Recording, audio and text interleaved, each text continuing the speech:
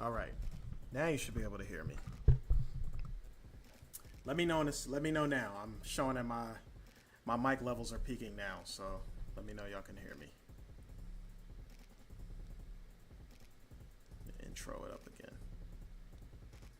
Still can't hear me? You hear me now? Oh, let me turn my.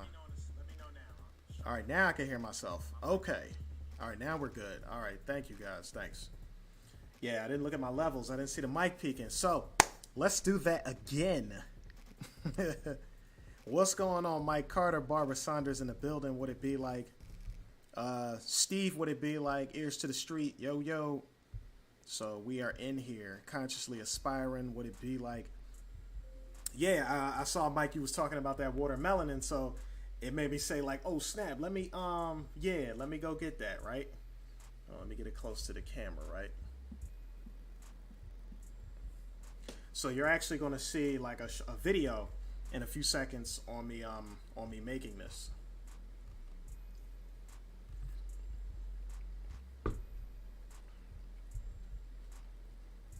Now I'm very low. Let's spin it and make it higher. All right, my sensitivity's up real high now, so. Or make sure all your volumes are actually up too before I wind up cranking mine up a little too high. Because I know based on certain sounds, like, yeah, see, that's peaking real heavy. So let me know the volume's good now, Steve. But like I said, also make sure y'all check your home sound systems too, because remember, these computers get tricky because there's more than one sound. I'm hooked into my TV too, so I have speakers hooked into my TV, so the sound comes out of that. My computer is hooked into the TV. I'm managing a microphone through the computer, and I also have a camera mic going, so I have to, you know, the more you get deep into this, you know, streaming and media and all that stuff like that, you really gotta, you know, pay attention to all them details. But good. So we are good to go. Make sure you guys hit the like button, you know, so people know we live and it starts letting other people know that we in the building. Hope y'all week or weeks since I last saw y'all, you know, it's been going good. Hope y'all caught up, saw the last live stream where I was with the doc. A lot of frequency. Let's come down a little bit then, so we're not buzzing too hard on them.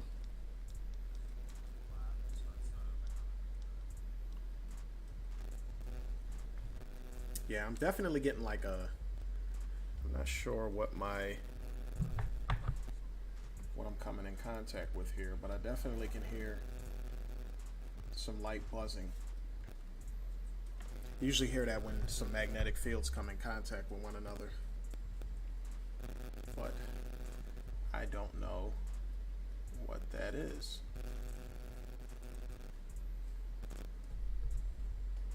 Is the cell too close? Maybe that's it. That might have been it. My cell was close, so now I'm not hearing it anymore. Give it a few seconds, guys, and then let me know if it's good. I hate when I got to deal with sound stuff after I start going, but you should be good now. I don't hear the buzzing anymore, so let me know y'all don't hear the buzzing anymore. We should be good now. Yeah, my adapter inputs are good. Sometimes the static comes through if you're too loud or if you're real close to another magnetic field. So now should be less if it's good. So good to go.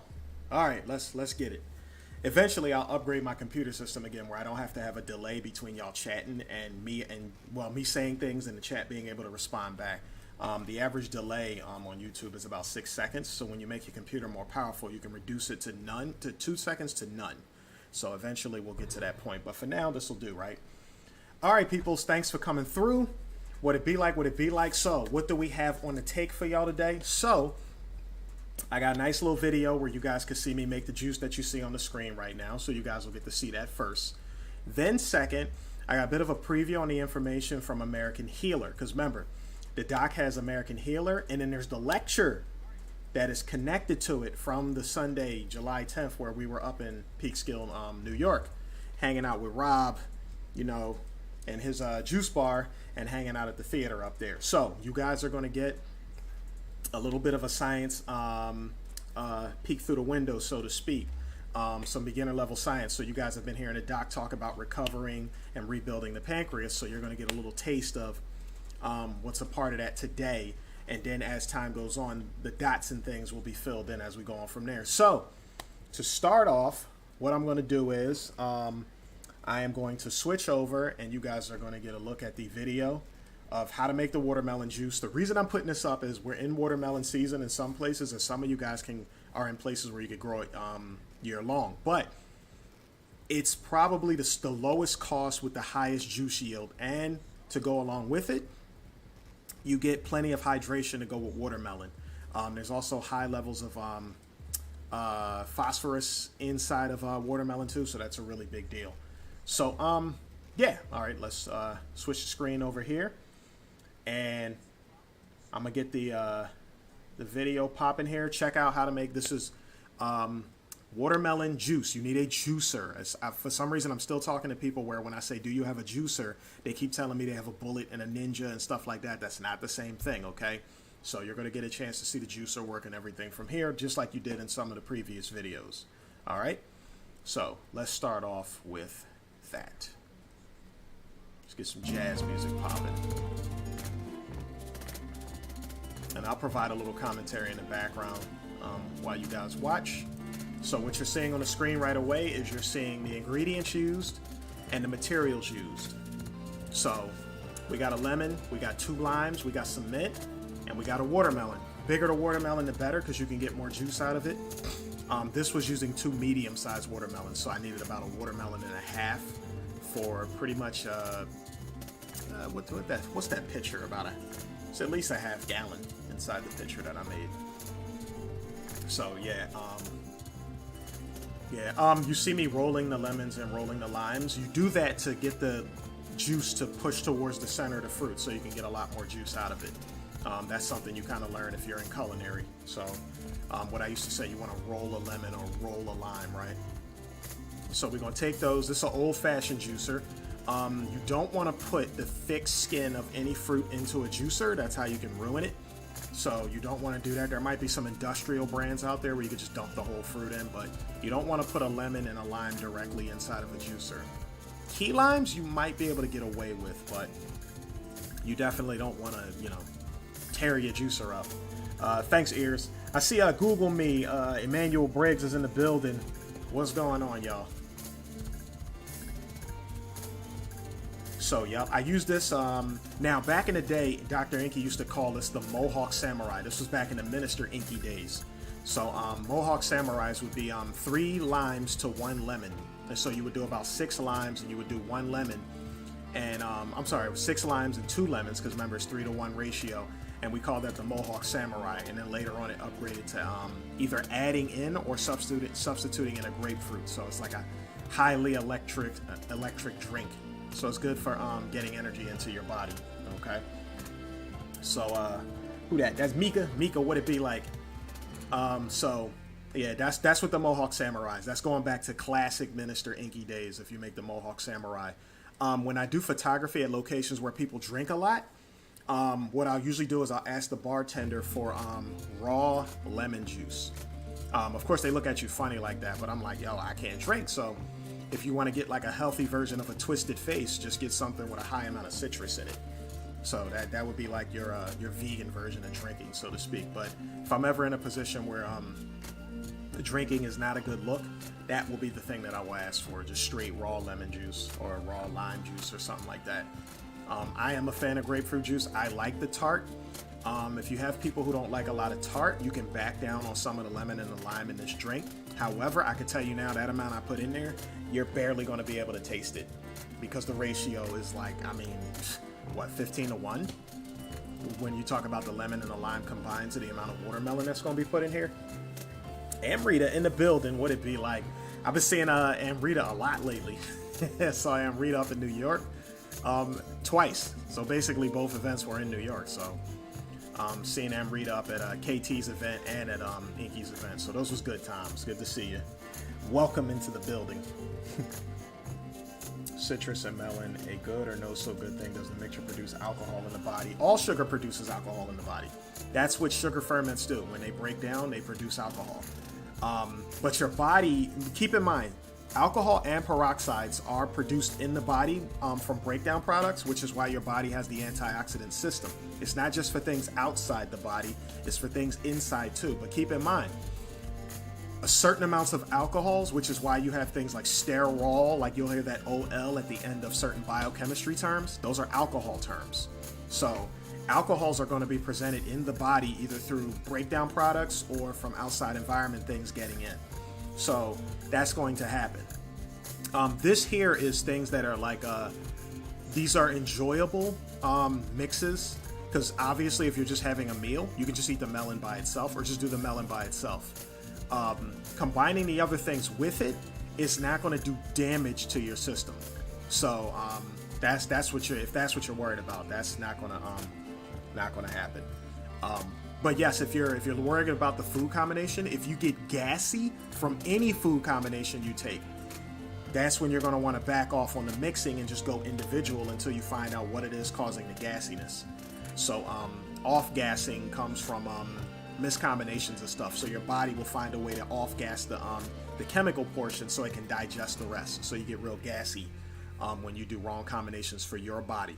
You guys have to keep in mind, people we learn from, some of the stuff you're going to learn is going to be cookie cutter. If you're smart, you'll take everything as if it's cookie cutter until you solidify it yourself. So keep that part in mind. Remember, people say we're all human beings, humans of the human race. We're all the same. We're all the same, but you still got to ask yourself, why do we look different? Okay? Remember, we all got eyes, ears, nose, mouth, hair, all that different stuff, but some hair is curly, some hair is straight. Some skin is dark, some skin is light. We all have eyes, ears, nose, and mouth, but why does our face look different? Why does our body shapes look different? Why? Because the shapes, remember, there are tiny things that make up the whole body. So if the shapes of the tiny things...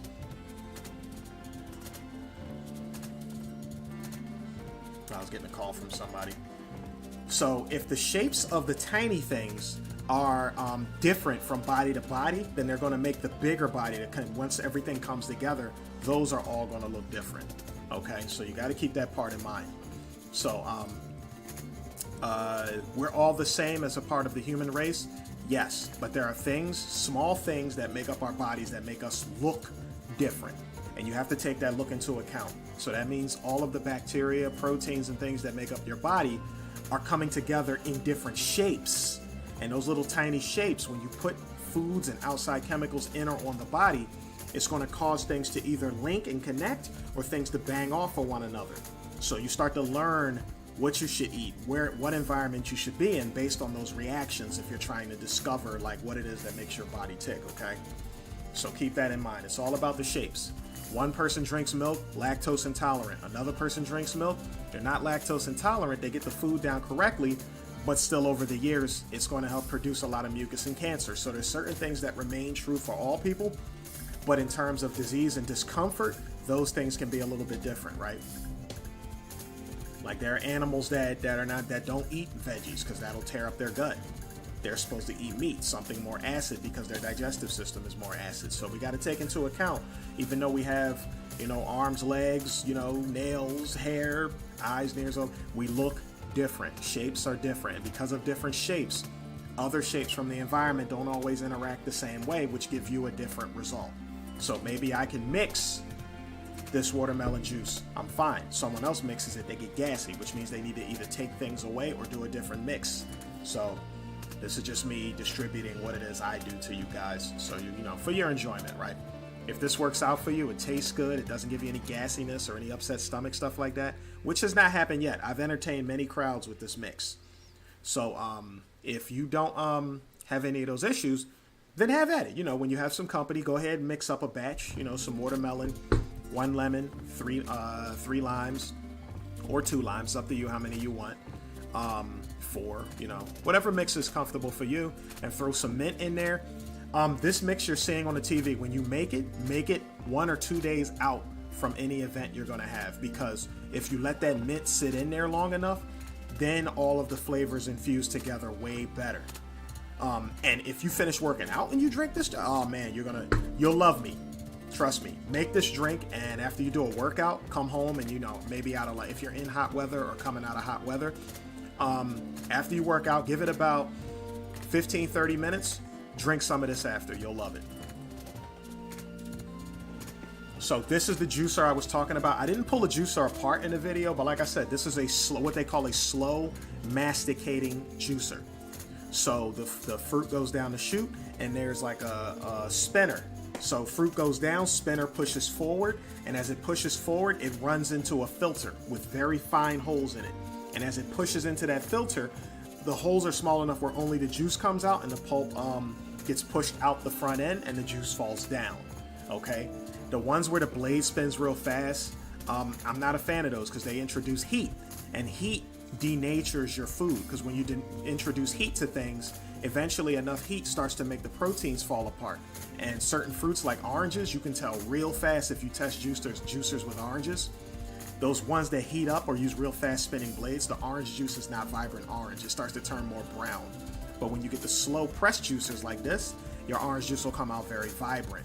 Most of your greens will come out very vibrant instead of brown. Your apples will come out very vibrant instead of oxidizing, right? What brand of juicer? That is called Obosi, or Aobosi, Aobosi. I'm gonna say that again. I'm gonna put it in the chat, matter of fact. Let's see, and juicers are, this juicer, I'm gonna tell y'all now, I have a, oh man, what's the other one that I got? It's an Omega juicer, the real popular one from a few years back that was $300, and this Aobosi juicer destroys it. Not only can I get far more juice out of it before it starts to heat up and get jammed up and you gotta wash it out, I haven't maxed out this Aobosi juicer yet. I've made 2 full pitchers of juice. I've gone well over a gallon and it hasn't even heated up yet. So I haven't even taken it to its limits. So if I get like 2 of them joints, oh man, I could crank out juice like crazy. But just remember, the average juicing session is between, you're talking 45 minutes to an hour, and that's between you pulling all your fruit out, cutting your fruit up and prepping it in a bowl. You know, like carrots, you might have to like skin them and cut them down to the size of the shoot. So keep that part in mind, like it, and then you have to juice, of course, put everything, bottle it up, seal it up or whatever, and then you got to wash everything. So I'm talking about from the total beginning to the total end. It's not like smoothie making. Smoothie making, you could be done in literally 2-3 minutes, and then you could just pour water in the blender, spin it to clean it, and pour it out and be ready to go again. But juicing is like, you feel like you hydrate better with juicing because you're taking out a lot of the fibers and you're getting more of the liquid portion of the drink. So you got your advantages on both. It's all in what it is that you're looking for tasteful, right? Yeah, when you hear slow press juicer, this is a form of slow pressing. So yeah, you see that? That's the drink that I'm drinking right now, the one you see being prepared inside of there. Yeah, slide that forward so they can see it.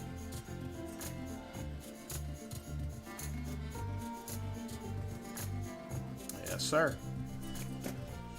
So this is one that, oh, well, let me tell you, Amrita, when I say refreshing, I'm serious. Y'all need to make this. Make sure you have a very large glass pitcher if you're going to make it. You're going to get a lot of juice out of the watermelon, or just juice 1 quart container at a time and keep pouring it in your container until it's full so you don't overdo it, because then you're going to have to find a bunch of ways of juicing it up. All right, let's crank that music down there. Get me back in the building. So yeah, let me know in the chat if y'all enjoyed that. Because I know normally I do them live, but at least in this case you get some music and you get a little bit of presentation to go with it. So I thought that would be cool to see something a little different this time. But I hope y'all enjoyed that portion of what's going on, right? Because now we about to get some scientific information going. Let me get that out of there. Give me 1 second, family.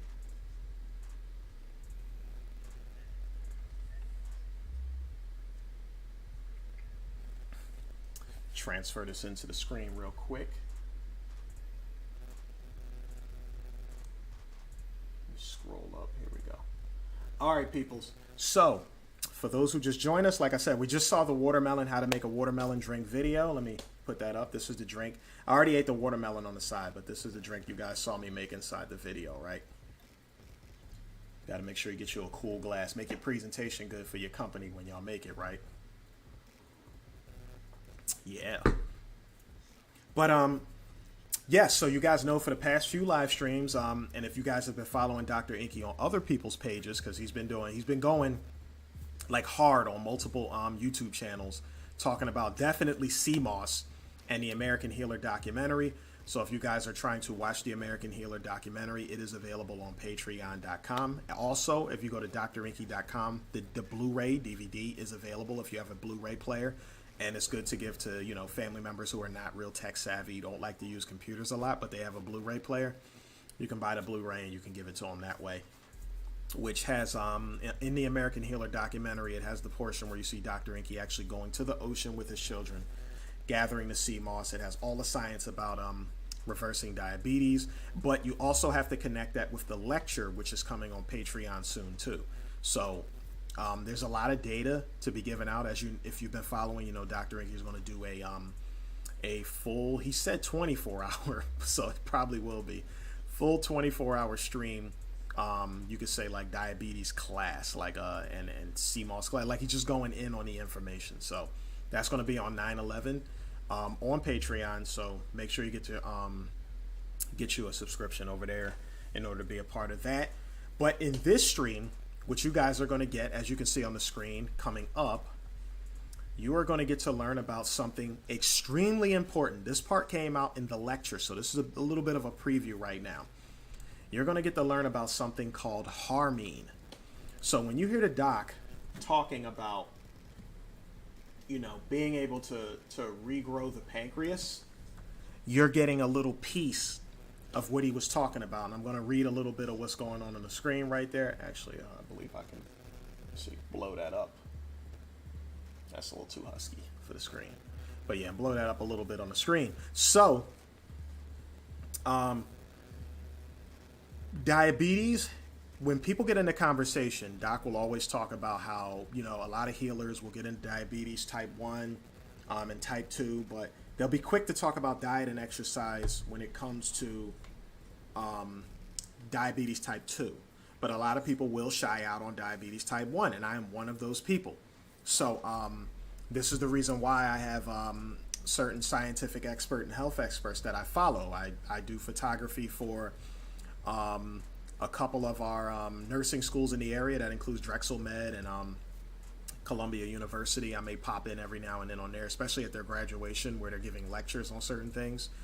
I follow one of their classic virology teachers, Vincent Rockin-Yellow, who has classes that he teaches for free over on YouTube.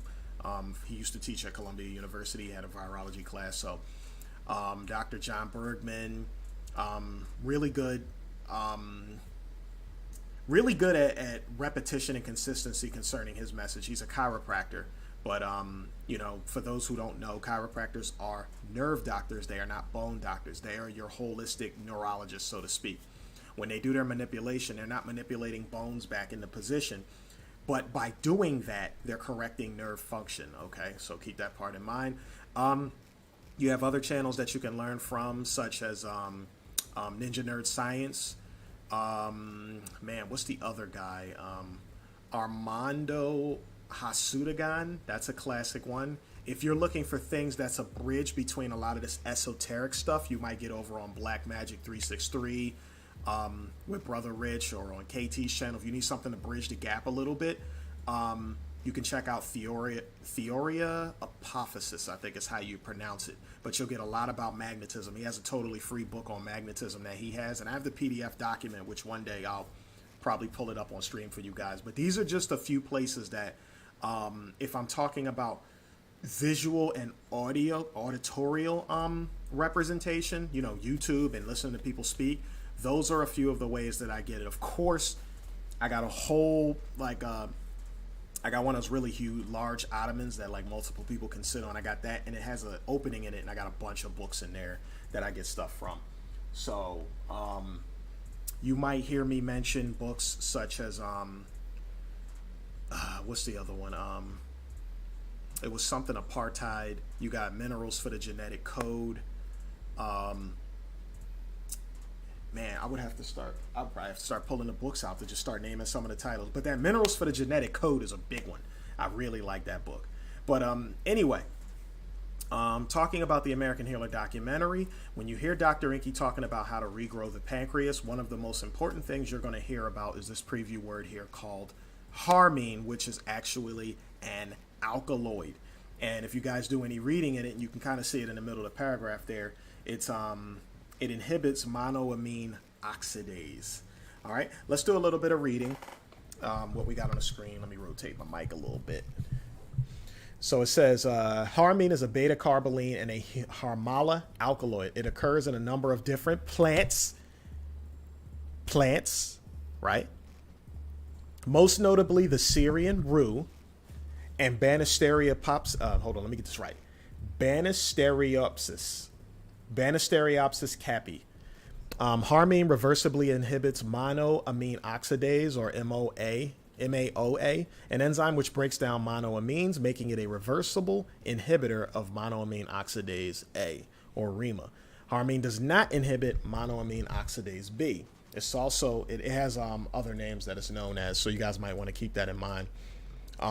But studying all these different names is kind of like for those who study extensively, like this is your thing. Otherwise, you might want to keep it as just a reference. But banisterine, telepathine, leucoharmine, yagin, and yagine, right?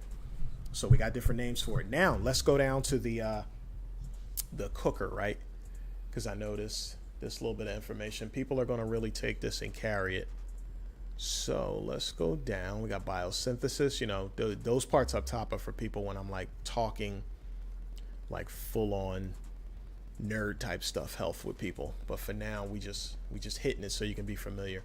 Pancreatic islet cell proliferation. Why do they say islet? Because those of you who have been studying the pancreas knows that the beta cells are known as the islets of Langerhans. Okay. Harmine is currently the only known drug that induces proliferation, which means it's kind of like somebody having a bunch of kids, right?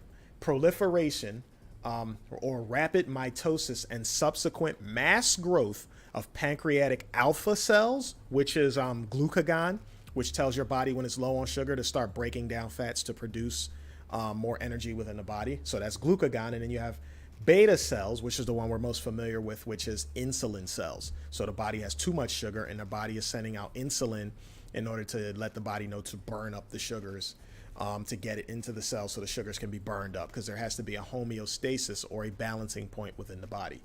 Okay. It says these islet subcells are normally very resistant to growth stimulation in the adult stage of a human's life, as the cell mass plateaus at around age 10 and remains virtually unchanged from there on.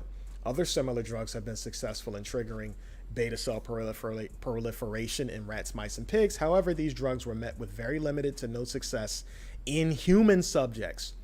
Harmine was found to increase the diminished beta cell mass of diabetic people, scroll down a little bit more, to clinically significant levels for a short time. I need y'all to remember that. This property provides very useful in a positive harmine-based treatment for both type 1 and type 2 diabetes. Okay? So, the cat is out the bag. Pandora's box has been opened. So, for those who were not at the event and have not heard this yet, that has just opened an entire world for you of study. Now, if you want to know, since the doc buys a lot of the most up-to-date books and the expensive textbooks and things that come, when someone is good at something, regardless of any side personal feelings, because I know in today's world, the unfortunate part about social media is you can block and remove things you don't want to see. And what happens is they no longer let you just see. They don't order everything going on in your timeline anymore. They tailor make it to what you consistently look for. So in your world, everything you see on social media, if that's what you're going by, oh, this article came up, I read this, I heard this person say that. It's all tailor-made to what you normally search for. So social media can make it seem like whatever you see or hear, your entire world is exactly the thing you're looking for. Hence, when you hear a dissenting point of view, you think you're right and everyone else is wrong because you haven't heard or you don't hear much of what's going on the outside. So we have to be careful with social media. You have to have dissenting points of view, people with different personalities. You got to learn to get along and understand these things. It doesn't mean you're going to agree with everything. It doesn't even mean you have to listen to everything. But it gives you a method of study because there's always this push and pull force of what's going on in the world. There's your point of view, someone else's point of view, the truth, and any other thing that's in between. So by having multiple people speaking on a subject, even with the points of view you don't agree with, personalities you might not agree with, having those things in your circle are still important because they get you to see how round the world is. You get to see what's different from you. You get to see what works for somebody else. And then your frequency, your ability to communicate and be around different things, your ability to show love will grow because you've learned to understand and get along and be around different energies and learn how to communicate and be around these different people and make magic happen in the moment. Okay? So we need to medical apartheid. That's correct. Jaron, that was the book that I was thinking about. But yes, this is what we need to understand. That's the kind of world we're moving in.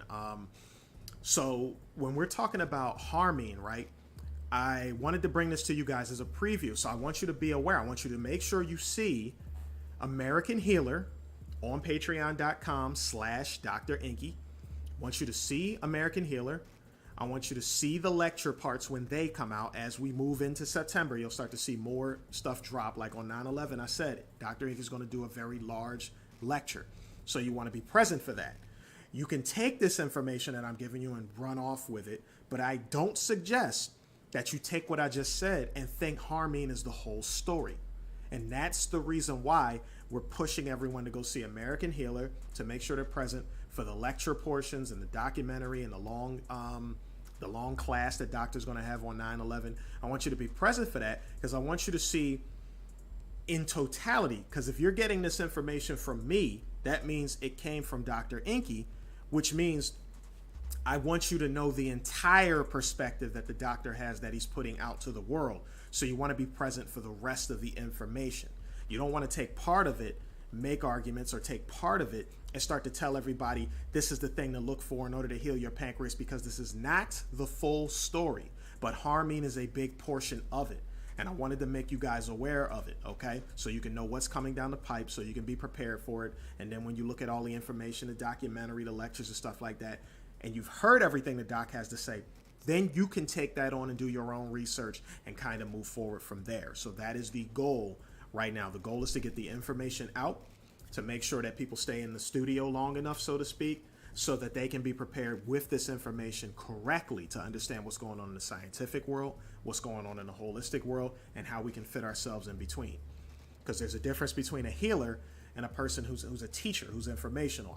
I'm a teacher, I'm informational. But if you ask me to do healing, it's going to be very limited to things that I have healed: diabetes, high blood pressure, high cholesterol, and a few other things, right? So I stay within my lane.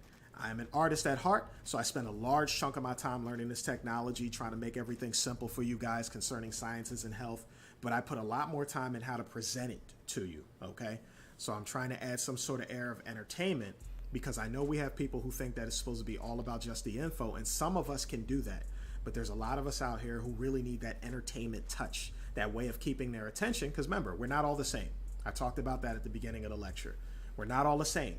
We have parts that are similar, but we look different, which means whatever makes up the parts of our body, the shapes have got to be different, which means the way things interact with those shapes are going to be a little bit different from person to person. Okay, let's see what y'all saying up in the chat. Freddie Dollars in the building. Jamar Allen, would it be like the student master? I see you. Jaron with the book correction. Thank you very much for that. Amrita said, I need a whole jug. Yo, I'm telling you, one whole watermelon, you're going to have more than enough. If you get a good sized watermelon, like if you get a watermelon, like let's say like that, mine's was like the size of a football. I used 2 of them that were like the size of a football, but you can get some that are kind of like this and they're about that big. So the first batch I made for some company I had this past weekend, that was a huge watermelon. And I was able to use almost the whole watermelon, and I still had like a bowl full of watermelon chunks as a side meal.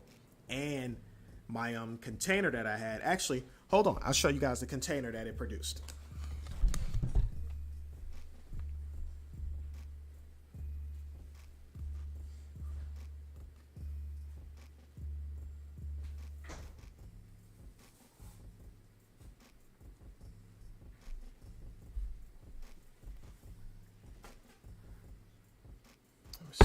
out for a second. All right, so yeah, check it out. And you're going to see this after it's been sitting in the refrigerator. It's got separation. See that? So this, like, compare it to the size of me, right? Like, it's about the, what, size of my head, so to speak, a little bit taller. So this is what two basically football-sized watermelons produced. However, there was still, like, residual extra watermelon. Like, it filled up an entire, like something that's about 3 times the size of this. It filled that up, plus this cup. And I still have watermelon left over to be eaten. So this is about how much I produced off of about, you know what? I didn't even use the whole 2 full-size watermelons. I used one whole, like, one of the watermelons was football size. I used that whole thing. Of the second one, I only used half.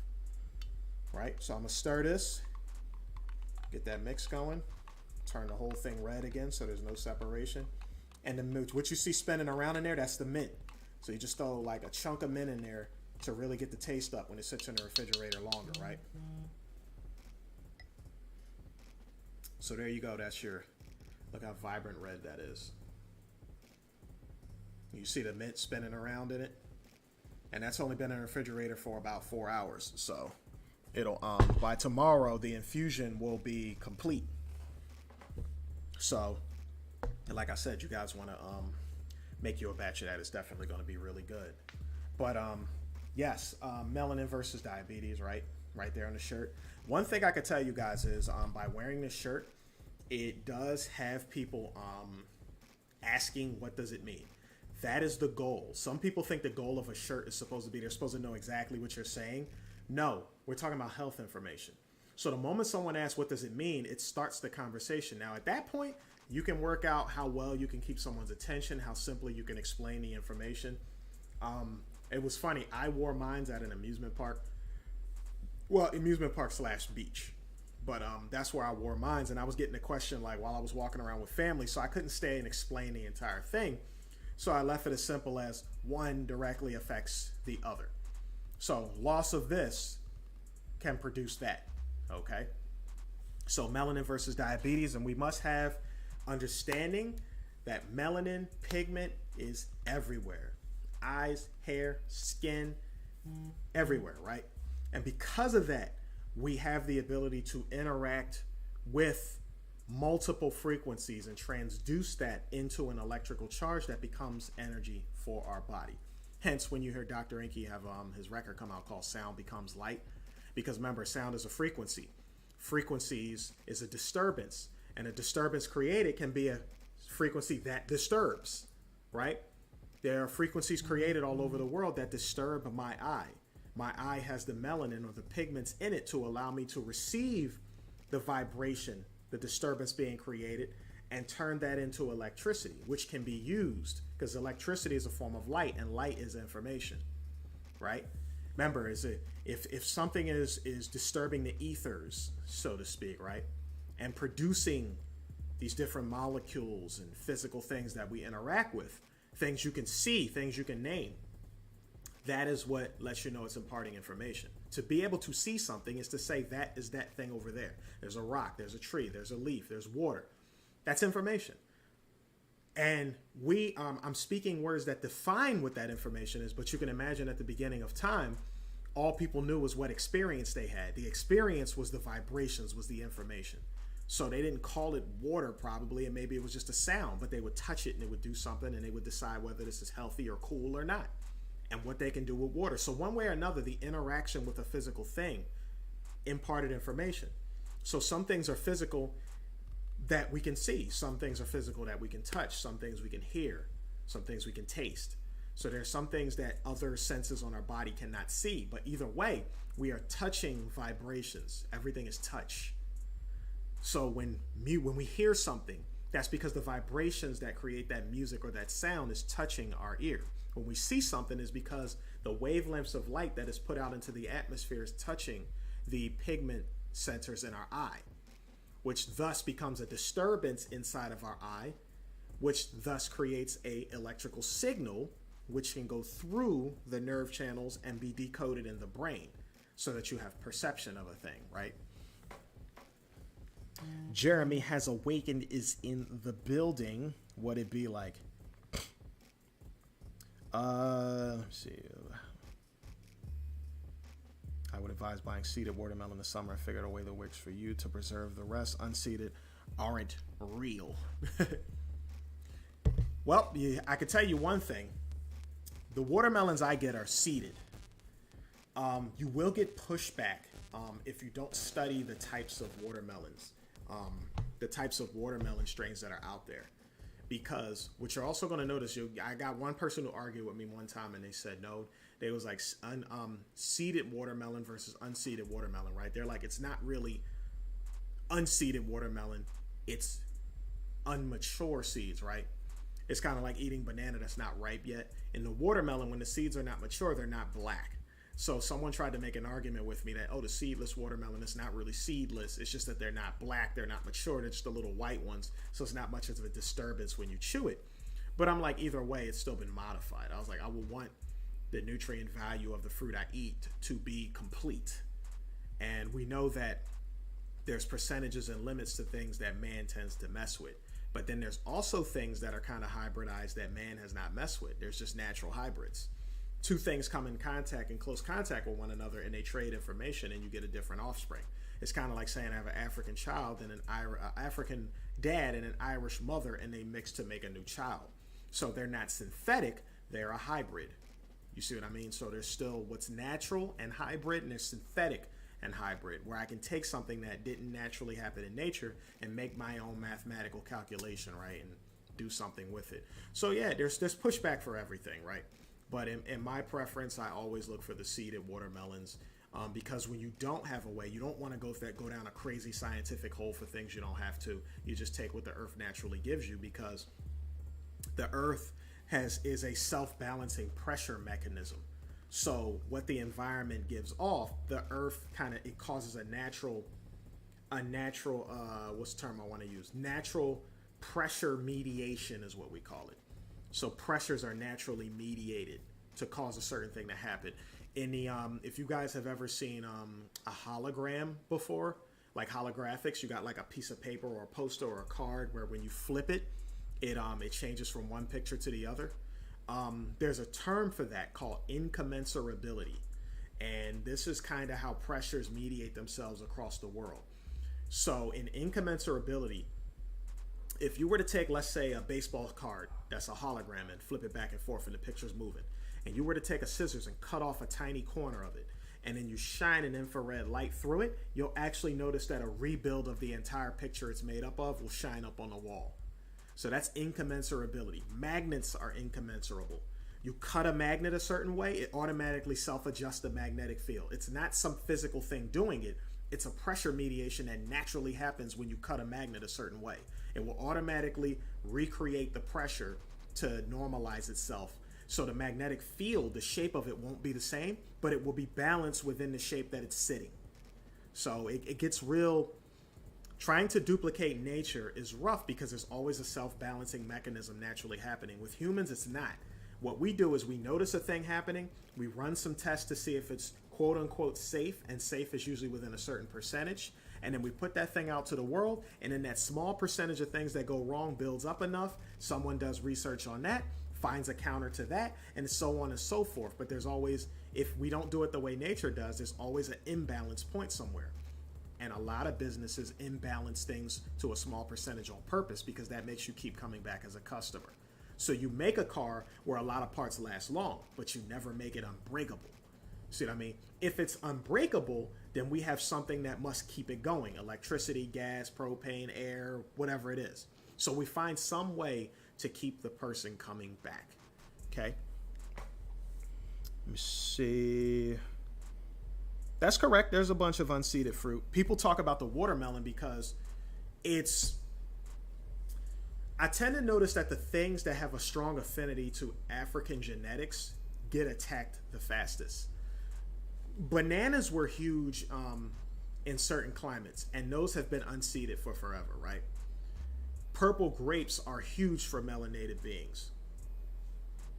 Seedless purple grapes, right? Watermelon, huge during slavery. That was one of the things that the slavers were able to use as a fruit to kind of keep themselves going and thriving out in the hot climate and keeping themselves hydrated. Now we got seedless watermelon. So yes, there are plenty of fruits that have been seeded, but the watermelon, you can produce a lot of them. It's very hydrating, extremely nutritious, high in water, of course. So something of that importance, the seeds, shoot, Inky's even used the seeds in herbal formulas before. That was the watermelon that Mike Carter was talking about in the beginning. If you go back that far, when Inky had a formula called watermelanin, which used part of the watermelon seed, the black seed, right? Because the black shows that there's information in that seed. The white one shows that it hasn't collected much information yet. So these things are important. What else y'all got for me?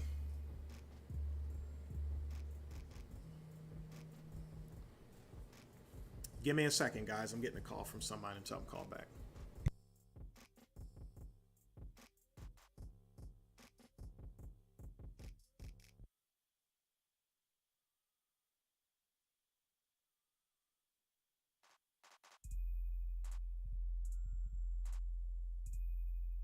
All right, yeah, had to take that call. So we back in here.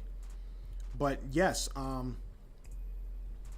this is the little bit that I have for the stream today. I got a lot more stuff that I want to talk about. However, if there's something you guys need me to touch, let me know now. I got some time here to field some questions. Art Mogul is in the building. Yo, it's been a minute, man.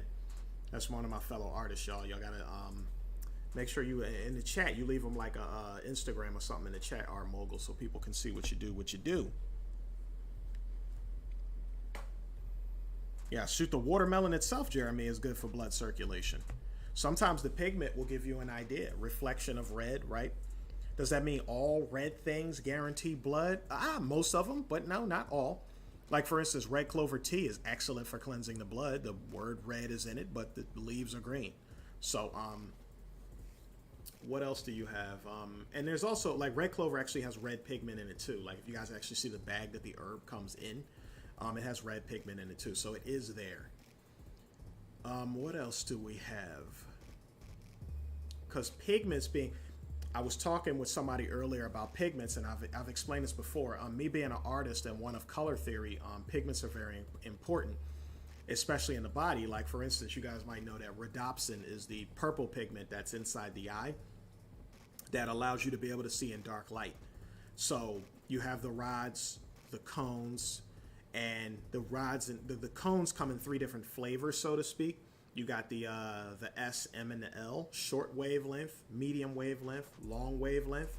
Long wavelength being red, medium wavelength being green, small red wavelength being about in the blue spectrum, right? Short wavelength. And it's weird. These things line up. If you guys study the color spectrum, if you actually see how the color spectrum goes from infrared all the way to gamma, you start to notice that the separation of the mountains in the wavelength, right?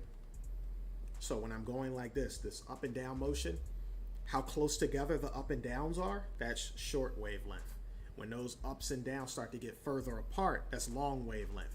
So infrared light would be long wavelength, where the wavelengths are, the mountain peaks, so to speak, are further apart. The waves of the ocean are further apart. Whereas when you're talking about gamma radiation, which is a very strong one, or UV radiation, or ultraviolet, those peaks are much closer together.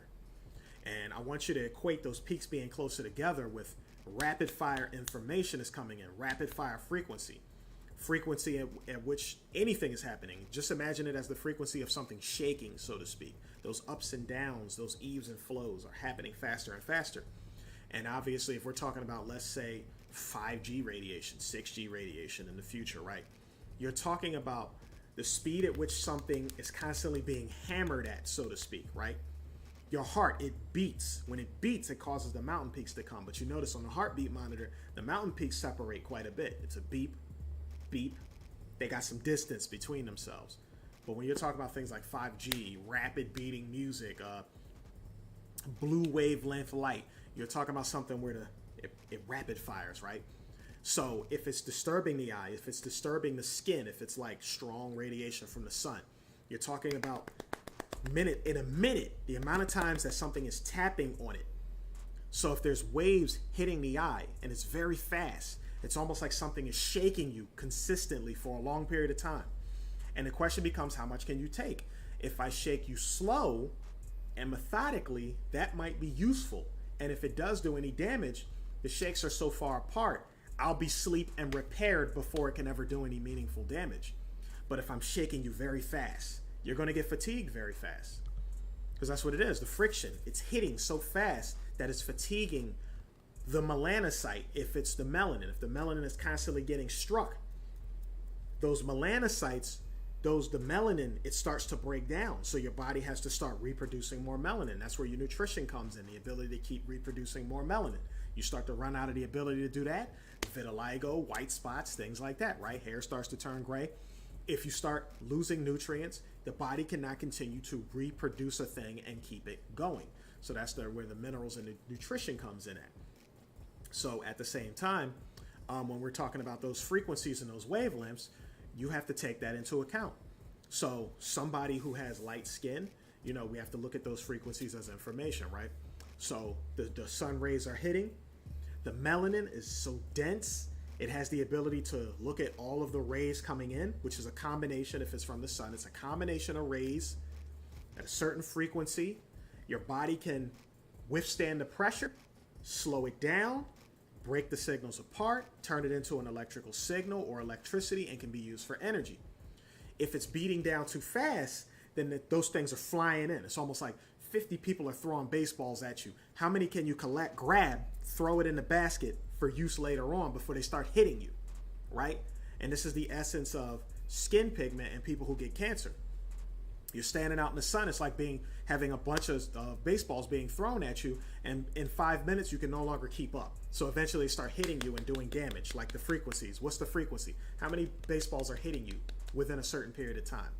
If we're talking about actual frequencies, like the sun rays, how many of those frequencies are hitting you at one time? 5G signal. How many of those frequencies are hitting your eyes, hitting your skin at one time? How fast does damage faster? You have more melanin, you can withstand the damage longer. Not permanent, but longer. Permanent would be if the sun comes up all the time, 8 hours a day. You have enough pigment to withstand for 8 hours. You can get your 8 hours, the sun will go down. Now you go get your sleep, repair, come back out and do it again. But if the sun was continuously out and you had to sit in it continuously, eventually the ability for your body to withstand it was shut down. So there's threshold limits of things. And skin pigment has to do with threshold limits of very strong UV radiation sun. So it's all about the amount of time you can withstand, not you just can totally withstand. I got black skin, so I can totally withstand any sun, UV rays, and radiation. No, that's not how that works. You can withstand it longer. And if you're a woman, you can withstand it even longer if you're a dark-skinned woman. It's dark-skinned woman, dark-skinned man, then the skin gets lighter from there. So it's skin pigment deepness, and gender. Then it switches to just how dark the skin pigment is. And that determines how much you can withstand. And when I say withstand, it means the rate at which you can catch the ray, your body can catch the rays coming in and convert it into energy, convert it into a form of light, convert it into information, that kind of thing. How long can you withstand it before it's time for you to get out the sun? Okay? When it comes to the blue light from the computer screen, how much pigment is in that eye? How much beta carotene, vitamin A, how much of that stuff do you get to keep the retinols and the xanthins and the iodopsin and rhodopsin? How much can that withstand before it wears down and starts to create damage versus how fast you repair it? See, that's the pigment game. Let's see what y'all saying.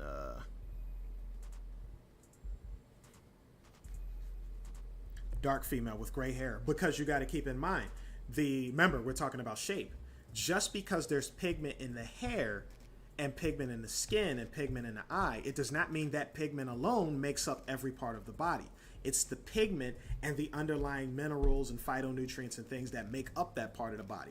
That's why when people want to try and get your hair to go black again, it's not just talking about, do I get sunlight? Do I have a lot of pigment in my body?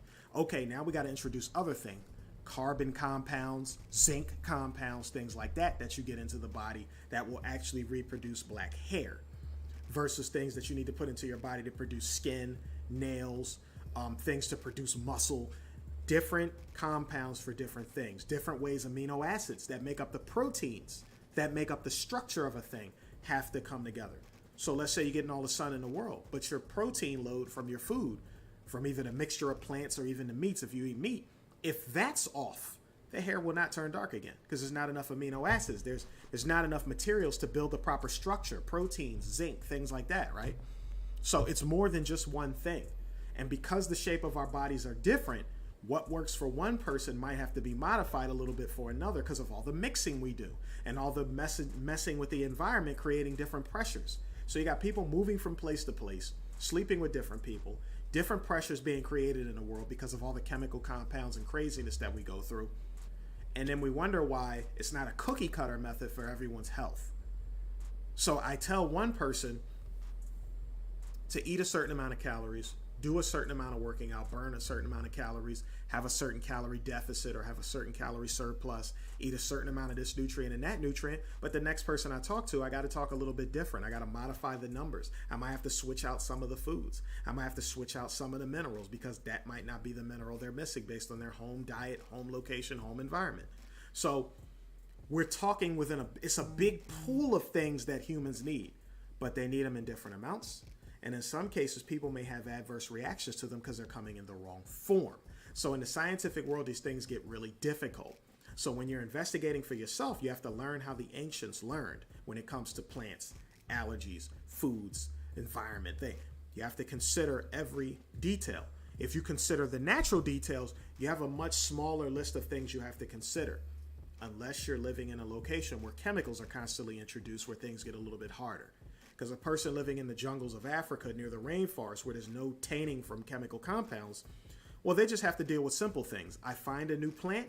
I can take a tiny piece of that plant, rub it on my skin, wait a couple hours and see if I have a reaction. Then I put it on the inside of my lip to make it connect to the internal part of my body and see if I have a reaction in a couple hours. Then I take that tiny piece and I taste it and I wait for the digestion process to go through to see if I have an irritated stomach. Now what do? I start increasing the dosage until I start to get an adverse reaction or a reaction that's good, something I can use. And they did this with multiple things through time, and they documented it. And by documenting it, it made it so that the next generations didn't have to go through it again because they kept the genetic line intact, which means they kept sleeping with people from the same environment, same tribe, or so on and so forth, right? But the moment you say, we've developed all these things over here on this side of the earth, now I'm going to go to another side of the earth and sleep with somebody. The genetic memory, the DNA, will be retained, which means the info is written in the DNA library, the Akashic records, so to speak. But the new person you slept with got a list of their own. And when those things combine, you have no way of detecting how they combined. So because you don't know that, and DNA is like, take all the information ever stored on a computer, and you're not going to get 1% of DNA, of a piece of DNA even filled with it. That's how much info can be in DNA over eons of time. So it makes it much more difficult when we do all this mixing and all this traveling and changing environments and eating multiple different types of food to all of a sudden wake up one day and say you need to start from scratch figuring out what affects you and what doesn't. Makes it more difficult. And this is why you can't cookie cutter a lot of the info. Good with the gray. Hey, look, if the gray looks good, the gray looks good, right? What about stingless bee honey? That was something. Give me a second. I got that over here. 1 second.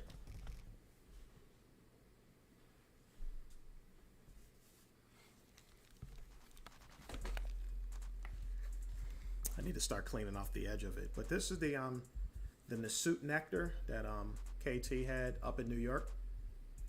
This is what they were giving to people to in their eyes at the lectures he had prior to the one up in New York. I haven't tried it in the eye yet. I gotta admit, I'm a bit of a punk about it because it's so thick, right? Like I would rather probably have one of them do it. Like, oh, put a drop in your eye and let you try it. But it's just I haven't quite warmed up to the fact of putting a drop of this in my eye. I do eat it though, like just a drop, a couple of drops at a time. I do that. Have your budget together if you're going to get this. It must be very rare because when we were in New York, this was selling at Aunt Rita was there. I think it was about $157 a bottle.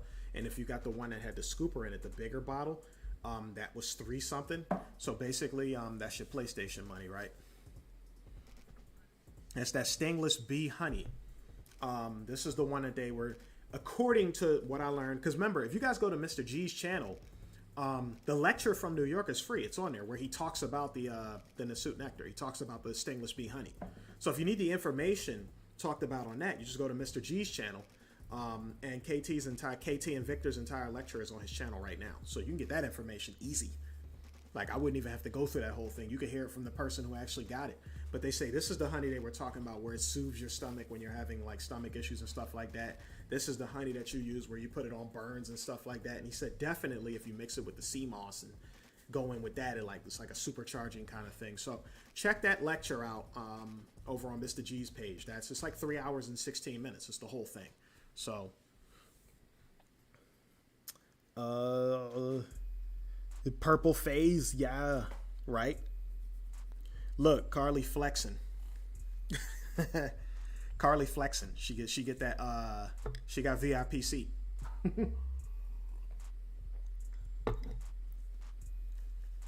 So for yes, if with the harmine that we talked about, right? That was one of the compounds. The purple phase was one of the compounds that Dr. Inky was talking about, where he said he had compounds that help rebuild the pancreas. The purple phase is the purple phase is the compound that includes that in there. And like I said, I don't want you guys to take the word harmine and run off and tell everybody, yeah, you're going to get this plant because it has the harmine in it and do this and that, because I gave you a Wikipedia article. You're going to have to go at least as far as I did and find a couple more articles talking about what is the biochemical process that the harmine works through. What are the implications of humans? Because remember, even in this article, it said they had issues and implications with using it on humans. One of those implications being it was a short period of time that it was working. So, right, American Healer. Then the lecture coming soon. You're going to want to see that because you're going to want to learn the science that the doctor has found to start to put these things together, right? And I'm kind of withholding, right, because I was there for the lecture and everything like that. So this is as far as I'm willing to go, just talking about harmine before. So I want you guys to go see the other science from the one who brought it to us, right, as a community. I don't want to jump the gun. I want you guys to hear it exactly for what it is. I don't want you to have anything on your mind like, oh, this person said this person said that. I'm doing my own research behind it. You can do your research with what I've given you, and then when the doc comes out with the lecture and does the class, you guys can get all of the rest of the information, okay? I want you to hear it direct first. And drink your watermelon juice while you at it.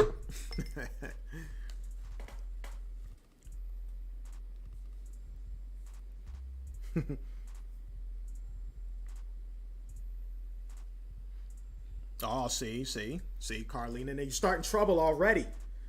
We're gonna let them find that out later on.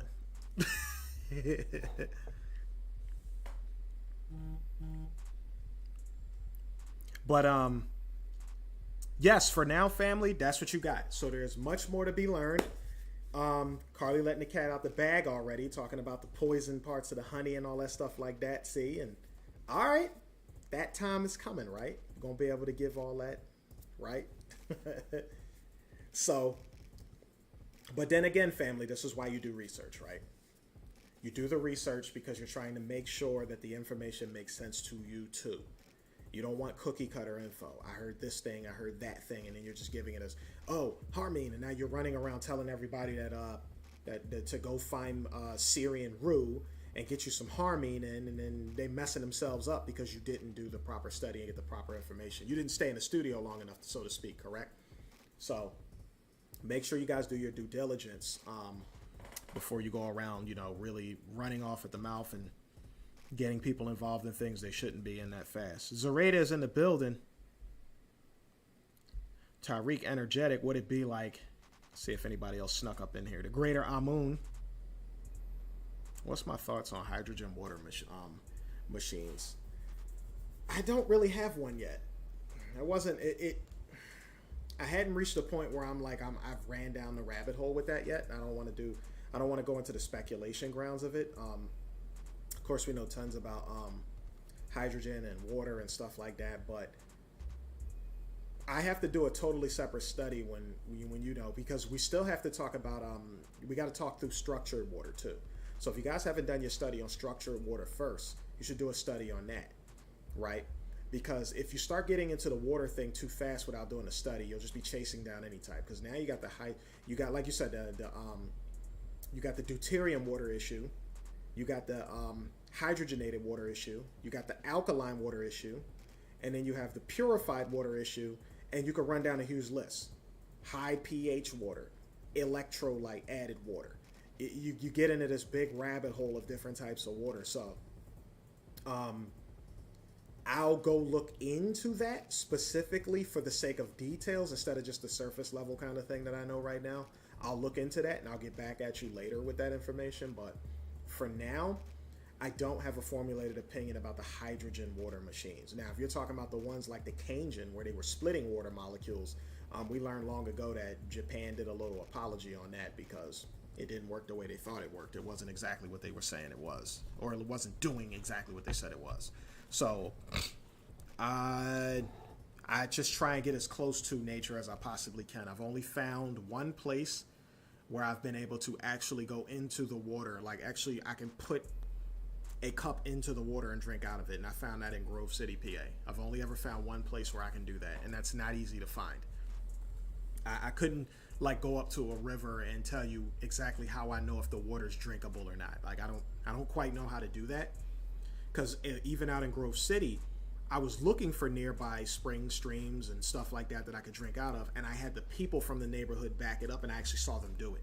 So I was able to see the people from that environment scoop the water out, fill up constant buckets, and tell me about how they don't pay for water, and some of them even use to bathe. They even get the water from there to bathe and all that stuff. So just like how the people in Honduras will be able to tell you about the thermal waters and what the thermal waters can do.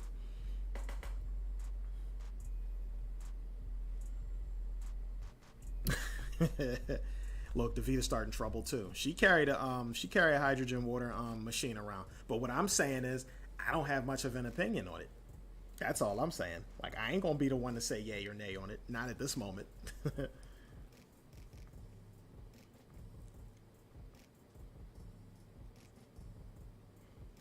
Yeah. Yeah, and also, yes, exactly, Art Mogul, to Carly's point. Yes, you're not gonna do stainless bee honey as a sweetener if you got diabetes. You're not doing that. Yeah, exactly. So that would definitely be the issue there.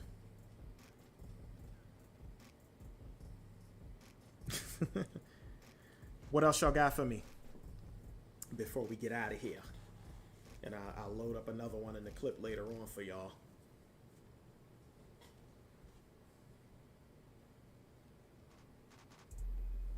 Any other questions? Make sure. Hold on. Let me put the Patreon up for those who are.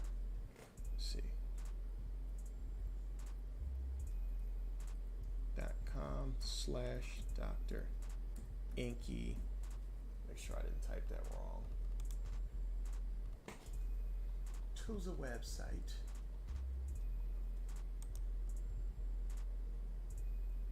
So there are your membership levels. And for those who need to get in there, right now, you have access to the American Healer documentary free at all levels. Okay, so whichever level you jump in on, you'll have access to the American Healer documentary. Otherwise, like we said, you could just swing on over to Dr. Inky's website, which is just drinky.com, and you can grab the Blu-ray that way, and you can watch it on the Blu-ray player, right?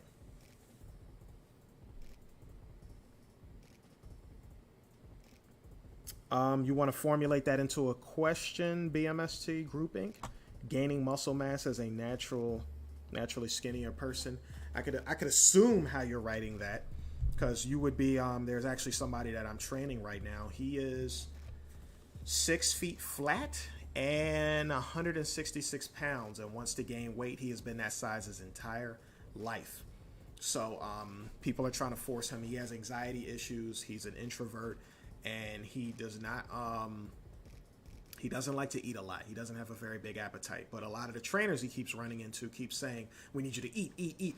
And what they're basically telling him to do is what bodybuilders do, like strain eating, like stuff yourself just for the sake of getting more calories in. He can't do it. So the alternative method that I'm using with him, besides explaining, certain nutritional things to him that's specific to him and the information that I got from him going to his doctor,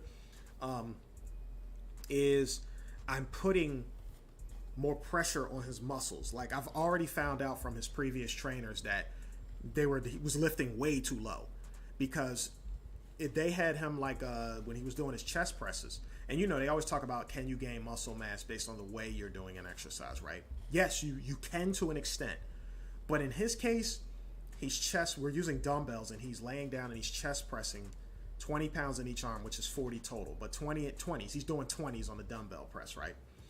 And I start him off and I say, give me 20 of those for a warm-up. He gives me the 20 of those. So I said, all right, we're going to go to 25. We go to 25. I said, give me 15 of those. He gives me 15 of those. We're going to go to the 30s. I give 30s and I tell him, give me 15 of those. He gives me 15 of those. Now I say we're going 35, and he says, all right now. He was like, it's the highest I've ever been, going to 35s on the chest press. Now to me, I'm like, he's 6 feet, 166. But I gave him the 20s up front because I kind of could feel like where his strength level was from doing this enough times. So I gave him, I was like, we're doing the 35s anyway, because now I'm going to face the camera so you guys can see what I'm saying. Matter of fact, hold on, let me get two weights for y'all so y'all can see.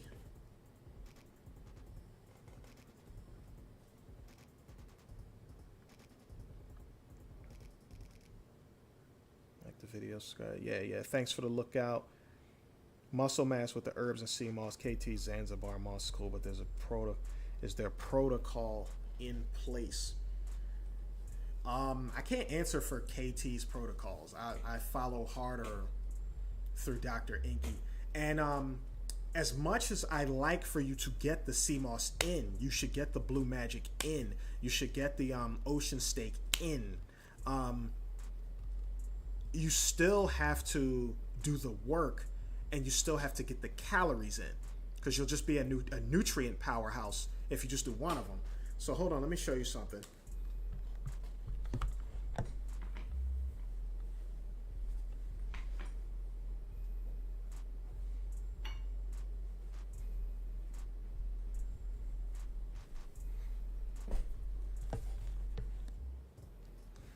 So I got just two iron 10s in the house, right?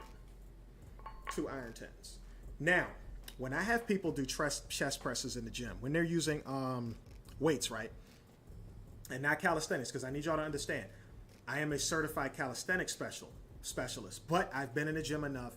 I've done my studies when it comes to the information on how they train, and like Planet Fitness, LA Fitness, different places like that, right? Like actual certified trainers. Mine's is in calisthenics. So I can get a lot done just in my house and in my local environment, because my training position has always been one of lifestyle.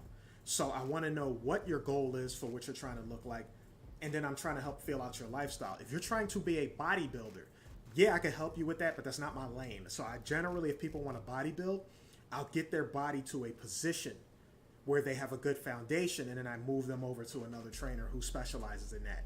Because I'm not getting down into the measurements of water, and I'm not going hardcore like that. That's just not where the fun factor lies for me. But I like hanging around people who are bodybuilders. So, two different things. So, anyway, let's talk about these weights, right? So, when people do chest presses in the gym and I have them sit down on a bench, what I'll have them do is, I never like when people, hold on, I feel like my earphone's slipping. I never like when people sit down on the bench, right? They get the weights like this, and as soon as they start rolling back, they bring their arms apart, and they do this with heavy weight. I never like that, because when they roll back, the weight has a chance of making their arm fall off to the side, and that's dangerous. So I always tell people, press the weights together. If they're hex weights, is good because you can keep them together firmly. Sit it on your lap and close to your chest. Bring your knees up till they hit the bottom of the weight to support the weight, and then you roll back. Now, when you roll back, the weights are sitting on your chest. So now you're seeing if you can even deal with the pressure of the weight. Now, from that point, you're going to hold the weights together and push it completely up over your chest Once you get able to, if you're able to push the weight off your chest, then I say, okay, we have the approval to lift this weight. There are some people who can get back on the bench and they can start chest pressing it, right? You know, when you take the dumbbells and you're doing it like you're benching, you're chest pressing it, right? There are some people who can do that, but they can't get that same weight. They can't do what we call champagning it. They can't champagne it off their chest. So if you can't champagne it off your chest, I'm going to build up your tricep more before I even get into you chest pressing higher weight, because I need to know you can safely press the weight up before you move it out. That's what I do. So in his case, he could chest press, he could champagne, so to speak. He could champagne the 35 off his chest. I was like, if you can get it off your chest, then you can press it, especially if you just did 25 and 30 for 15. See, I know by the numbers, and this is when we look at the numbers and watch the person's body reaction, we can tell if they're bullshit. Because we get people who are like, oh, it's a heavy weight. Oh, this feels like this and that. You trying to kill me? No, I'm not. I'm trying to show you the pressure necessary to make a body grow. You see what I mean? So I get it now. They get the chest press up. They get the weights out to the side, tuck the elbows a little bit, and they start pressing, right? And make sure we get a good stretch. We stick the chest forward at the bottom, squeeze the chest up top, right? We do all those things. I get him to 35. He does the 35. Now, at this point, I was like, because his 35, when he got the weights off his chest, it moved a little slow. So I know he's starting to plateau on getting the weight off his chest. But not so much when he's got it out here, right? So I'm like, okay, let's go to 45. Oh, man, the 45, this, that, and the third. Because from this point, they've always had him on the 20s. I made him do the 25 to 30 to 35. So I'm like, let's go to 45, just because your press is real high. And I don't want to burn out your energy. I want to see if you can get it off your chest. He couldn't get the 45 weights together. He couldn't get it. He couldn't push it up to turn it out. So since he couldn't do that, even though I knew he was going to get at least 4 to 8 on the press, I didn't make him do it. Because I'm not going to put it in position. I need to know he has safety first. So I need to know he can control the weight at all positions before he starts pressing. So we're going to deal with the tricep issue inside first. So I say all that to say that he didn't have enough pressure of weight being put on his body to create the proper hypertrophy to get his body to build. Let alone if the heavy weight don't come with enough reps and pressure and cardio and calisthenics and all that, his appetite's not going to grow. Because the moment his body feels like it requires more energy to get big enough to withstand the weight, his hunger's going to go up. That's just the way it's going to happen.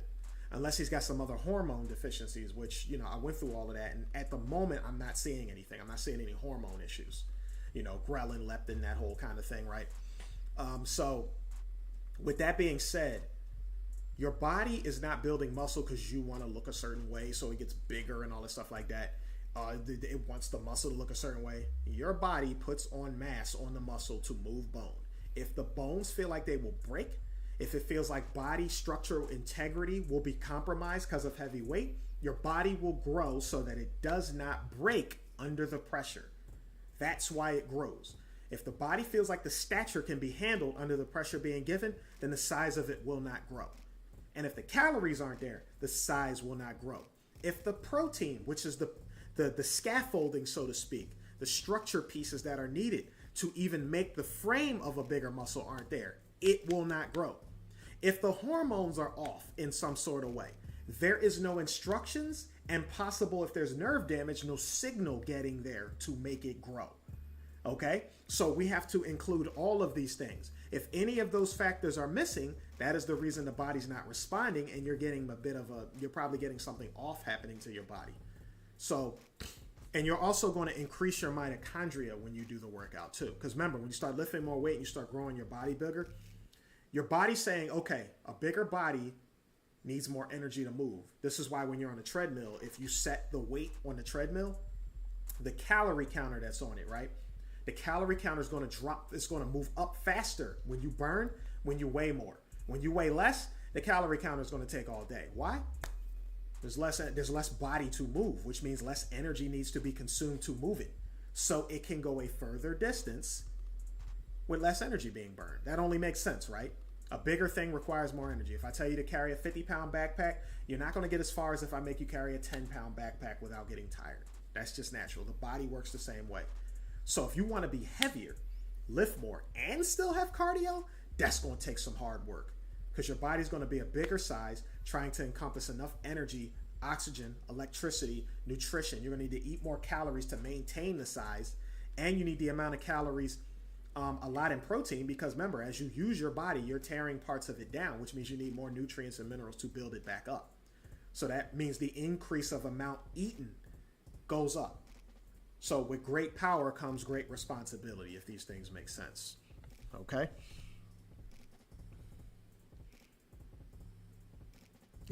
People love asking that. What sweetener is best for diabetes? You don't want a sweetener. You're not trying to make something sweeter. That's what you need to understand. You want things that are naturally in balance. If you're going to be eating something that naturally has sugar in it, it's going to naturally have fiber and water to come with it. The big three, nutrient, because proteins, you got the macros, micros, that's all a part of the nutrient factor of the food. Then the water factor to hydrate. So you got the minerals and nutrition to rebuild you and fix things that are broken. You have the water content, because the body can't be dry if things are going to move. Things need to be able to move, things need to stay hydrated, and sound and electricity move faster in water. So your body is an organ. So clearly it sends sound around itself. Sound moves in the form of vibrations. Vibrations that are strong enough are electricity and light, okay? So being that the body has all those things, the water is important too, because it speeds the movement of things through the nerve channels and all that, all right? Then, last but not least, is the fiber content. Fiber is one of the reasons your water can gel. It can make it thicker and slicker so that it can align the interstitial fluids and the different organs and things in your body to keep it slick and don't dry out too fast. Because straight water is great for moving things, but to keep things permanently hydrated, you got other things you got to take account for, especially things like sodium and the ability to gel the water, which is fiber. Soluble fiber, so to speak. Soluble means it can absorb into the water, which will thicken the water, which gives it the gel-like structure. And then you have the insoluble fiber, which is the fibers or the carbs, the carb chains that the sugars are made up of. So most of the time, to unlock the nutrients out of those plant fibers and things, you need proper bacteria in your gut. So if you've been eating bad, you probably destroyed the diversity of your gut bacteria, which is causing you to have digestion issues. So that's going to make it hard for you to even get the materials into your body. So you increase the water, increase the fiber. Those things are going to help out with the ability to build the body and cleanse the body and keep the body hydrated. Okay. RTP in the building. Osborne says, would it be like? That's right, Osborne. Yeah, we're not looking for a sweetener. We're not looking for that. You're looking for something that is sweet when you're doing diabetes. I mean, have at it with some fruit. Just don't go nuts. Definitely don't go heavy on the smoothie, because now you're talking about a highly concentrated sweet beverage. Remember, in diabetes, you have a lot of glucose running through your bloodstream and being pushed into the tissues and things like that. You're basically drying yourself out. And adding more onto that when you already have too much in there is always going to be a danger. That's why the agave gets kicked out, the honey gets kicked out, because these things are these things are high in fructose.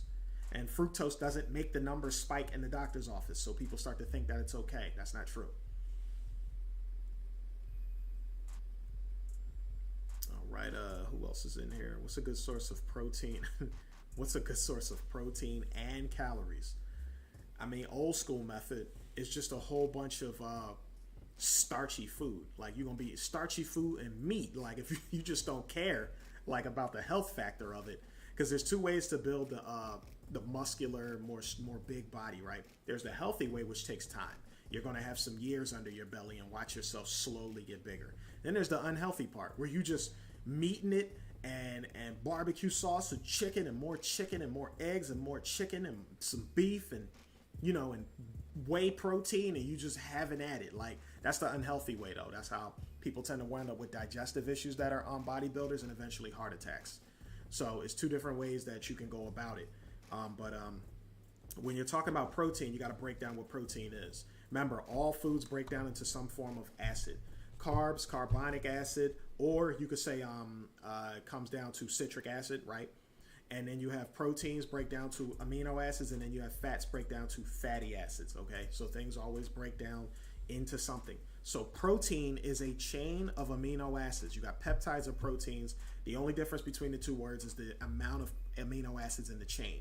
When you eat the veggies, you get the amino acids in separation in most cases. So you might eat a food over here that has histidine, phenylalanine, some leucine, some glycine. You eat another one over here. This one might have serine and valine and stuff like that. And you tend to take vegetables and fruits, and you eat enough of a combination of pigments and proteins throughout the and amino acids throughout the day that your body can build the proper protein structures for your body. When you eat the meats, you're getting it secondhand. So the carnivore eats the herbivore, and then you eat the carnivore or the herbivore, so you're getting it second or third hand. And when you do it that way, the protein's built in a shape that something else can use. So your body has to take 24 and 48 and 72 hours to break that protein down to see what amino acids are there, just to take those same amino acids and rebuild it in a different shape. So you're creating a time deficit there when you do that. However, when you're somebody who does heavy amounts of sports, you're just taxing your body. You're burning through that nitrogen, those proteins, and breaking it down. You're basically putting your body in a position to have to break that stuff down much faster because you're working out so hard. So their organs, they're getting so much nitrogen in their system that their organs and their body starts to rapidly grow.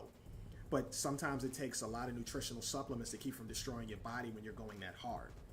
So, like you guys probably know, a lot of basketball players, football players get those IV drips at the end of a game just to rehydrate themselves because they're pushing it so hard all the time, right?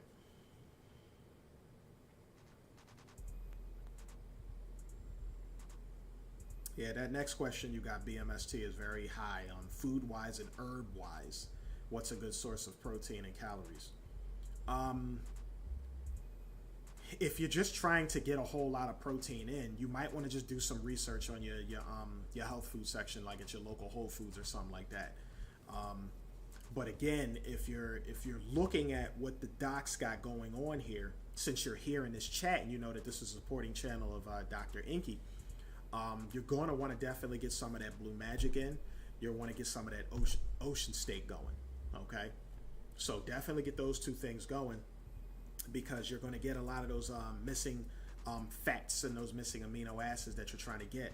And the sea moss is going to help you do that too, especially when it comes to things like B12, which is your ability to metabolize and get energy. B vitamins are heavily related to metabolism and energy. That's why you hear B12 get touted a lot, because it's a hard one for vegans to get, and they get it from the ocean. So if you're getting ocean steak, or if you're getting the Blue Magic Sea Moss Gel, then you're going to get that there. Okay. Workout and exercise first, then introduce protein. Well, why would you be taking protein anyway if you haven't started working out? You haven't broken anything down to be built back up. So that's not really a trivial thing. That's kind of natural to the way bodybuilding works. Do something first, then put in the measures that go with it. Why would I drink a whole thing of protein and feed my body something that is like, well, wait a minute, you just ate. What's the protein ratio? Some people argue this, but because it's different for different people. 1 gram of protein for a half a pound of body weight, 1 gram of protein for a pound of body weight. I'm working out extra hard, so maybe I'm doing 1.5 to 2 grams of protein per pound of body weight, which is very hard to burn. But the reason I need it is because I'm using my muscles so much. I'm tearing muscle fibers apart. I'm tearing apart structures in my body. I'm breaking them down from working out so hard. I'm using them. So now when I go to sleep and I've eaten this protein after my workout, my body's like, okay, we got some amino acids here to start, building some things back up. But if you haven't been working out, your body's just going to start dumping that stuff like, oh, they not doing nothing, or, like, we'll wait and to see if this is the normal thing that they do. So you're basically trying to set a circadian rhythm to your body that says it wants, that you're sending a signal that it wants to grow. Working out first sends the signal that the body is you're trying to get that body to do more work, aka it needs to grow to do more work. So if that's what you're trying to do, then obviously you have to do the work first before you even start trying to put any protein into your body, or extra protein, so to speak, right? Because you still, as a human being, you want to be getting your nutrients and things in. You need that anyway because you're an operating human being. So there's always a set amount of protein, carbs, fats that you're going to want to get in. But it's just that when you start bodybuilding and going hard in the paint, you got to increase that because you got more damage to repair.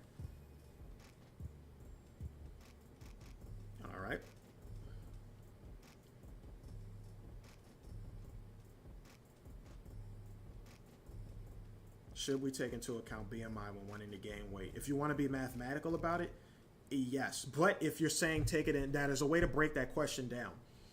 When you say should we take BMI into account, the question becomes, are you trying to fit the diagram of what the American health standard is, which is if I'm this weight, this height, if I'm this age, this height, I should be this weight to be at average optimal health. If you're trying to meet that goal, then BMI matters. But BMI is an average. It measures, body mass index is measuring what's the average weight a person is at a certain age and height where they are healthier. But at the end of the day, a person with more muscle and less fat, body fat percentage, not weight, body fat percentage will be healthier overall. So be whatever weight you want to be. The question is, can you have a healthy body fat percentage with that weight? Just saying that I want to be 300 pounds and I want it to be 35% body fat. You have that choice as a human being, but that is clearly not healthy. But you're going to weigh 330 pounds and you're like 14% body fat. You did a pretty damn good job with yourself. So you take it into account if it's the way you're measuring your own standards. If you're just trying to meet a certain health standard that's good across the board, then go ahead and take BMI index into account. All right, peoples. I've prattled on enough for today. I still got some other work to do. And then I want to finish watching Snowfall because it is a good show. It's fun. And they drop in Lock and Key tomorrow. I'll be watching Lock and Key. You said what happened to Inky on YouTube? He was on the last live stream. Oh, if you mean his channel in general, his information was controversial. So they knock your channel down when you do that. So we're using this as a buffer. Like Dr. Inky will come through to this channel and certain other channels from time to time to deliver the info. But if you want to catch Inky in general, you just hop on over to Patreon. It's on the screen right there. You can hit the $40 level just to get it started. $85 if you're really trying to take that knowledge to another level. And the $200 if you're just a straight up student and you're really trying to get it, right?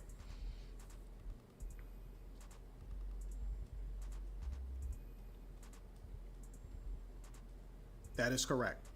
Anything unused will become sugar in the body. Because remember, there's a breakdown structure within the body. If your body, think about the ways that health breaks down, right? Sugars are the general energy, right? Fats, insulators, this is general, okay? Sugars, energy, or carbs, energy.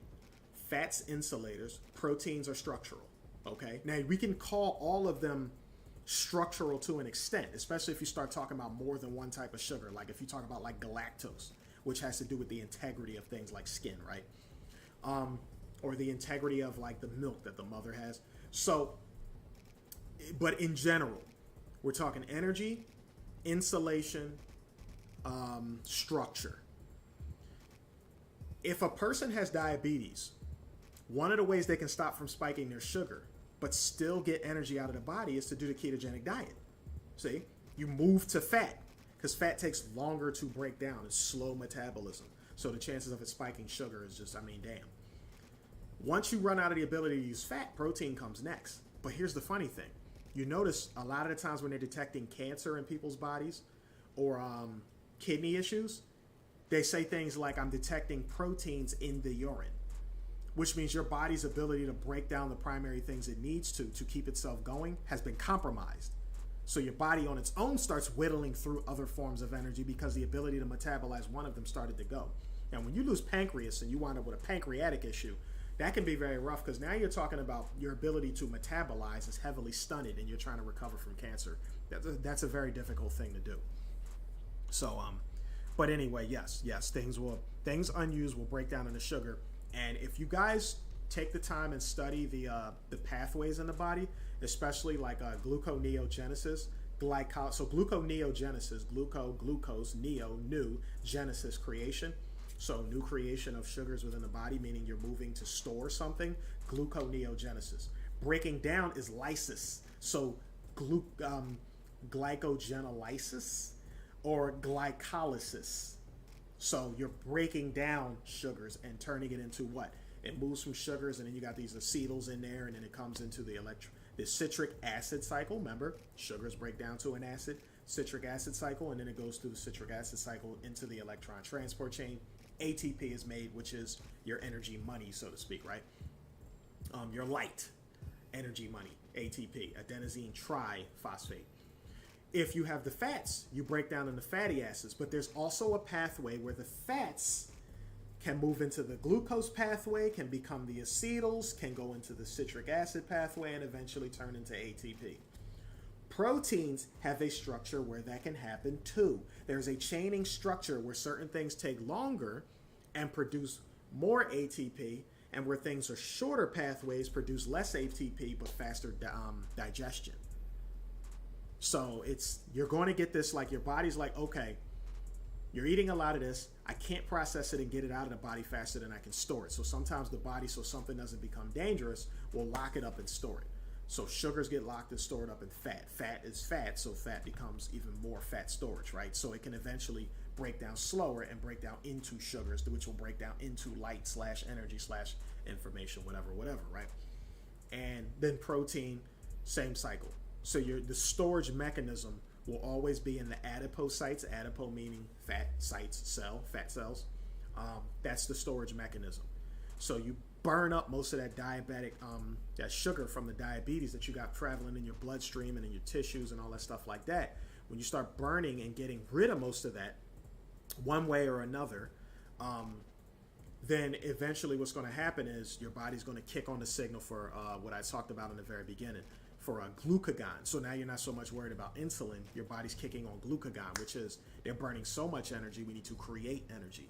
And when glucagon kicks on to create energy, now your body's going to reach into the fat cells and break the fat cells down to release the sugars, go through the glycolysis method to get the energy. So when you start breathing, you need oxygen to do that. Why? Because oxygen supplies the electrons into the bloodstream to make that happen. So the more you work when you're exercising, the harder you move, the faster that cycle has to happen. If you exceed the threshold for that cycle to happen, you can't get the oxygen in fast enough to produce the work. Your body goes through stages of signal breakdowns all the way to breakdown, which is why you can't overwork out. You don't want to do that either. The cycles are, you start to breathe heavy, you'll start to sweat. If your heart rate doesn't catch up fast enough and it catches up too late, one of 3 stages tend to happen. You'll have to go to the bathroom, with number 1 or number 2. You'll have to throw up, which is the second stage. And if your body does all those things to gain more energy and it's still not enough, you'll pass out.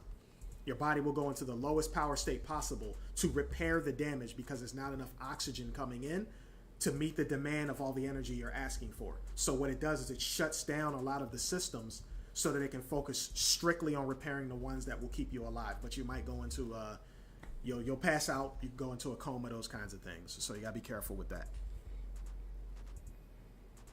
All right, so don't overwork it out. Like some guys will work out to make you throw up because throwing up, not only does that help, it's a form of detoxing the body in the moment, but I don't do that. It's kind of dangerous to be making people do that. You're throwing up a lot of acid. So you throw that stuff up. If you successfully get through that throw up though, I'm gonna tell you, like most people who do, they like, I feel great. They got mad energy. Because your body's trying to stay within homeostasis.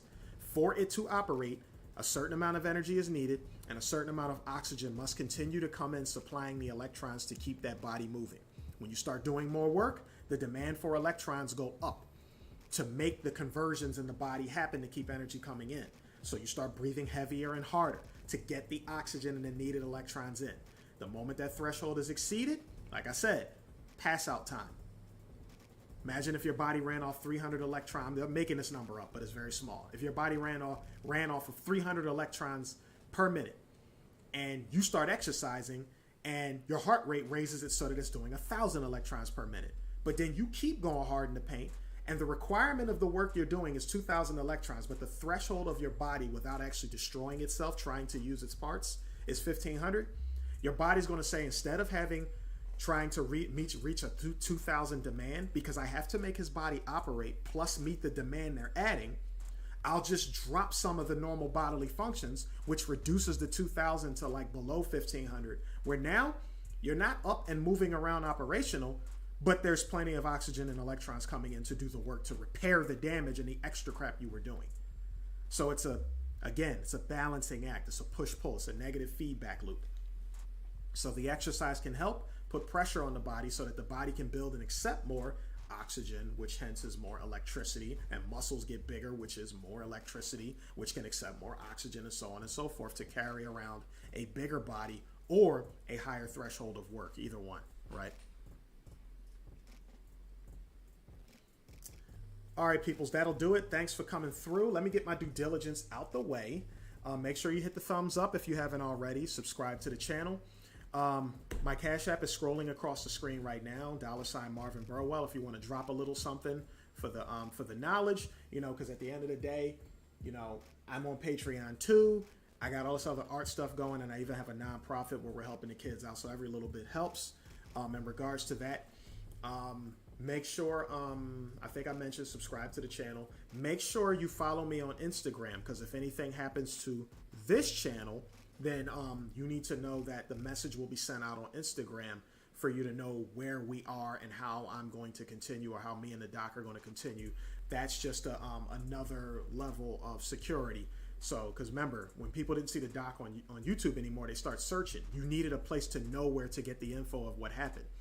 So you can check, most people followed me for that, but you can also follow me on Instagram, because I don't cause a lot of trouble on Instagram, so my Instagram stays pretty intact, and I'm kind of the same over here too. I don't seek to cause any trouble in the YouTube streets. That's why you haven't heard me talking about the pox, and you saw me lay off of talking about the vid, because those just give excuses for them to put algorithms on your channel that make it so people don't know you're live, your videos don't show up, they shut you down, and what good am I to you if I can't even stay accessible? I don't carry enough money in the pocket to be able to handle a whole nother social media website and the bandwidth with it. That's expensive.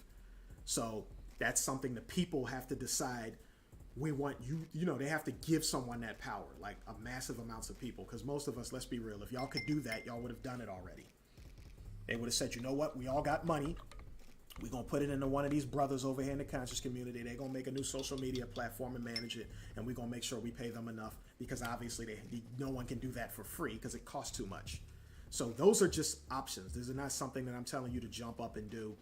I'm just letting y'all know the sky's the limit when people are unified as a family, and they've come to a conclusion that a goal must be met, and it's something they want, and they're willing to do what it takes and pay the cost that it takes to maintain it.